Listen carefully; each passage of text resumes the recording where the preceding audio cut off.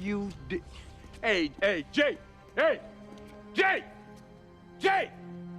Jay! Come back here! Jay! You disloyal, fool-ass, bitch-made punk. Jay! I need Screen time. If it wasn't obvious from the opening, the new TMNT movie didn't include Hamato Yoshi. This being the second theatrical movie in the last decade to openly disregard him, it seemed appropriate to question his importance to the franchise as a whole. Before anyone even touches their keyboards, the title of this video should make it clear I do believe he is important to the Turtles mythos. What I've decided to examine is the level of importance he has. Is his importance like the Turtles being ninjas? A fundamental aspect to their stories, and shows an adaptation's failings through his omission or reduction. Is he closer to the likes of April and Casey, wherein his absence in no way prevents an interesting story from being told, but can be a minor distraction to any person who is familiar with the various depictions of the character? Or is he like the recurring personalities each of the Turtles have? An oddity when the alteration appears, but still has the potential to receive the same love of the fans as what came before. The first point to be discussed is what role does Hamato Yoshi play in the Turtles mythos?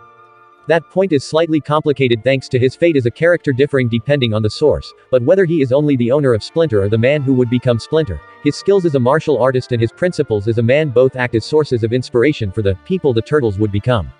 That's the easy answer, but it's also not a role unique to Yoshi, so let's look a little deeper. As far as the original comics are concerned, Yoshi plays the same role as other familiar tropes and is played to absurd extremes for the sake of comedy. More specifically, the notion of circular feuds of vengeance as the initial comic ends with the proxy grandsons of Yoshi seeking revenge against the younger brother of the man Yoshi killed. This message gets lost in later retellings as not only are major characters from the source material amalgamated, but Splinter's motivation for the Turtles has instead become about their self-protection rather than his vendetta. Even trying to compare versions with similar backstories becomes difficult as what they do change in each iteration heavily affects how Hamato Yoshi is seen.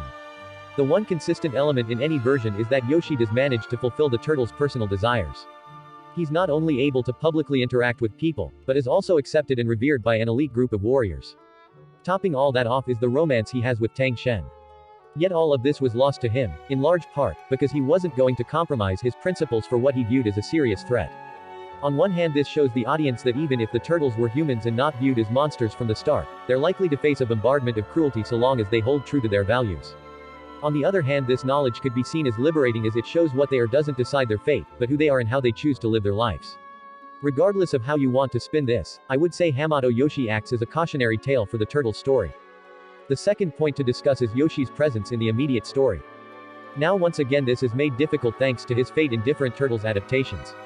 As some have him as a direct player in the story while others have him kicked out of the lobby so to speak.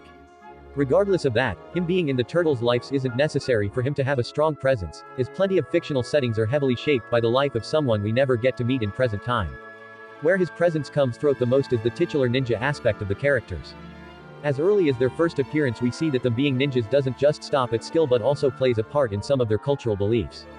In later stories we can see how Eastern beliefs and customs does play a part in how the Turtles were raised as people, and while I never heard anyone make this comparison, it could be seen as allegorical to a third or second generation Japanese citizen growing up in America and finding a middle ground between their two main cultural influences.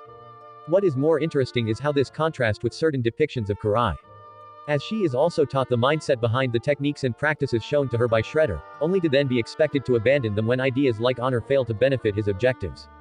Without Yoshi's influence, the ninja aspect of the Turtles doesn't go beyond much more than aesthetic, which in turn robs the stories in this franchise of the chance to explore how much a culture can influence those who were only allowed to learn about it through a limited lens. This brings me to my third point on how each movie handles the absence of Hamato Yoshi. The 2014 has the Turtles learn martial arts through a book. Depending on how you viewed the other changes to the Turtles, this alteration could either be one of your main problems with this film, or so overshadowed by other larger plot points. Still, doing this makes the conflict with the antagonist become functional.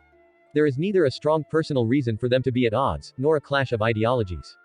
They need the Turtles' blood and said Turtles aren't enthusiastic about that idea. In some ways they try having April fill the role of Yoshi, but she obviously doesn't quite hit the same narrative points as he would. It also could, and has been argued that having her fill this role takes away from her normal purpose in the Turtles' story, but I can save that discussion for a different video. Nothing inherently bad about it, but you're likely not to remember anyone's motivation or struggles beyond your standard blockbuster affair. Mutant Mayhem uses tapes teaching martial arts, that conceptually should lead to an equally unremarkable story. And yeah, it kind of does, but it doesn't take away from any emotional conflicts the characters have in this film. This likely comes down to the main villain being specifically created to tie back into the reoccurring personal struggle that comes with the turtles being mutants. It also helps that Splinter still maintains his concerns for his son's safety and has his difficulties learning to accept his teens venturing out into the world. All of this leads to the story working with some main focal points of this IP, even if on its own it doesn't do too much to leave an impact. When looking back on everything I discussed, it becomes clear to me that Yoshi's importance doesn't fit any of the three examples I brought up in the introduction. I mean, obviously by virtue of the creative process that goes into these videos already, I knew that and withheld a fourth option just to... Question that must be driving you nuts is why? Back to being relevant, Yoshi's importance is on par with that of Shredder's. A good story with the turtles can be told without both, but what each character brings to the turtles cannot simply be replicated with a new character, or achieved through a different plot that covers the same general ideas each character represents. If you've made it this far, then tell me if you would be interested in more TMNT speculation videos. Hopefully my next upload will be a topic that really catches people by surprise.